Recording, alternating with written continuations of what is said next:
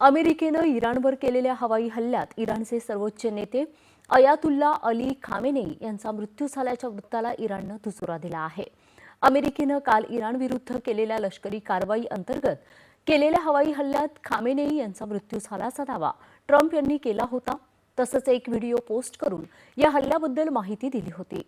इराणवर येत्या आठवड्यात आणि त्यानंतरही हवाई हल्ले सुरूच राहतील असा इशारा देखील ट्रम्प यांनी दिला आहे। अमेरिका आणि इस्रायल यांनी केलेल्या संयुक्त कारवाईत काल इराणच्या लष्करी आणि सरकारी कार्यालयांना लक्ष्य करण्यात आलं। यात खामेनेई यांचा मृत्यू झाला।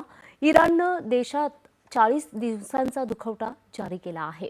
या हल्ल्यात खामेनेई यांची मुलगी आणि त्यांच्या नातवाचा आणि इराणच्या 7 लष्करी अधिकाऱ्यांचा मृत्यू झाल्याचं वृत्त आहे। खामेनेई यांचा मृत्यू म्हणजे इराणच्या जनतेला आपला देश परत ताब्यात घेण्याची संधी असल्याचं ट्रम्प यांनी म्हटलं आहे।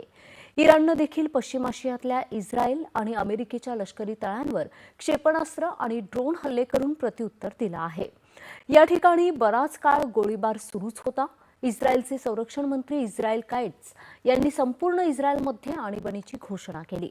त्यानंतर देशभरात सायरन वाजवण्यात आला। इराणनं इस्रायलवर सुमारे 35 क्षेपणास्त्र डागले। मात्र इराणनं केलेल्या हल्ल्यात कोणतीही जीवितहानी झाली नाही, तसंच फारसं नुकसान झालं नाही असं अमेरिकेच्या लष्करानं सांगितलं आहे।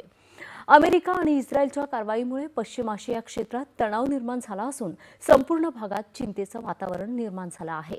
अबुधाबी, बहरीन आणि कुवेतमध्ये स्फोट झाल्याचं वृत्त असल्यानं या देशांनाही याचा फटका बसला आहे।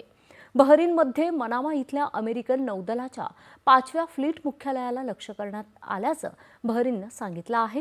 तर कतारने त्यांच्या पॅट्रियट संरक्षण प्रणालीने क्षेपणास्त्रे रोखल्याचं वृत्त आहे।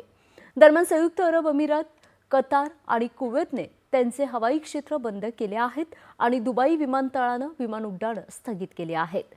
इराकनेही त्यांचं हवाई क्षेत्र बंद केलं आहे। कतार आणि कुवेतने इराणी हल्ल्यांचा निषेध केला आहे आणि स्वतःचा बचाव करण्याचा अधिकार राखून ठेवला आहे।